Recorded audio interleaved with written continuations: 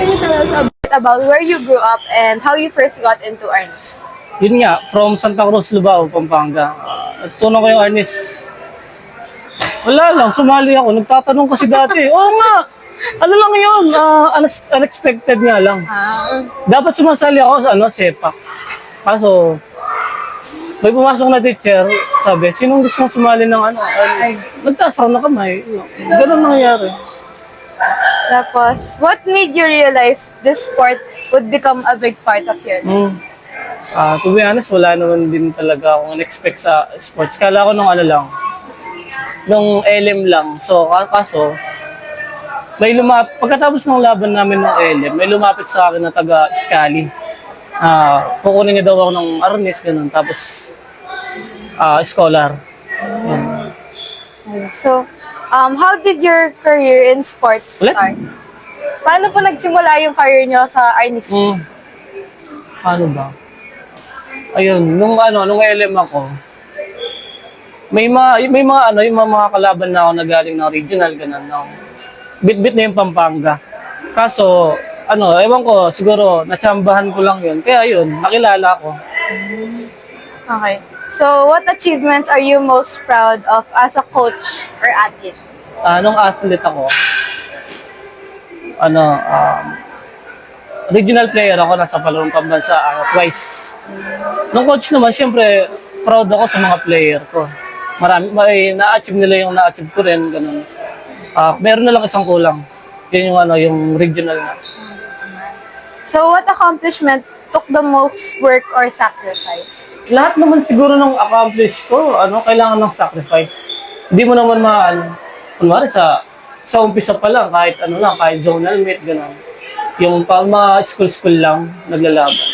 Kailangan ng sacrifice talaga doon. Even sa ACADS, kailangan ng sacrifice. Kailangan mo maoras na yung sarili mo, kailangan mo ng time management. So, what was one major challenge you faced in this sport and how did you overcome it? Paano nga ba? Wala, hindi man ako nahirapan. Para kasi pag gusto mo yung ginagawa mo, parang given na. Parang expect mo na, ganun. Both personally and when guiding your athletes. So yung ginagawa ko pag ganyan, gumagawa ko ng strategize. Kumari, binibigyan ko sila ng mga technique. Tapos sinasabihan ko sila kung anong mali nila, kung anong improve. Tsaka nagtatanong rin ako kung anong pwede kong pagawa sa kanila. Kasi hindi ako yung coach na gawin niyo to. Gusto ko ako lang pa rin ganyan. Open ako kung meron kayong suggest na mas makakabuti sa team, di ba? Ayun, open ako. Okay, so, how would you describe your coaching style? Coaching style? Ano ba? Tahimik lang ako. Kung yung iba kasi, di ba, barumba ay sa salita ng salita. Ako, lang ako. Kung pinapabayaan ko lang yung mga coach ko, ay mga player ko, mga player ko, pinapabayaan ko lang. Pero pag may mali na akong nakikita, ay doon na ako pumapasok. So, what values do you hope your athletes learn from you? Ayun, be humble. Ayun lang pinanghahawakan ko. Ayoko silang makitang mayabang. Ayoko yung makita silang, pag nakita sila, yabang na yan. Yabang naman yan. Ay, kiel galing yan, no? Be humble lang. So, what advice would you give to beginners who want to try arnis?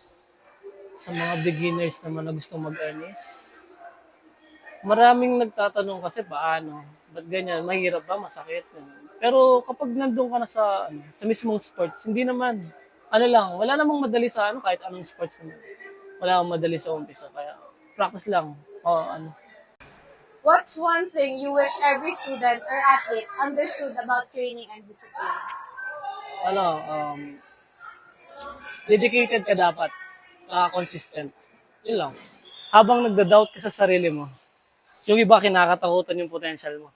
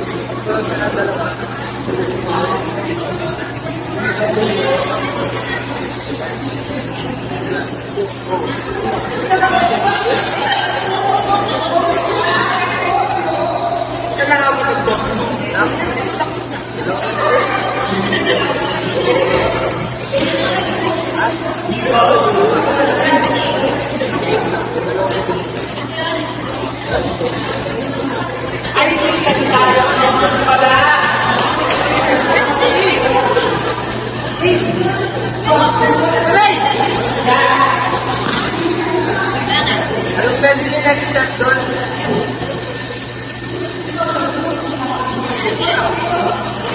Siyempre naman.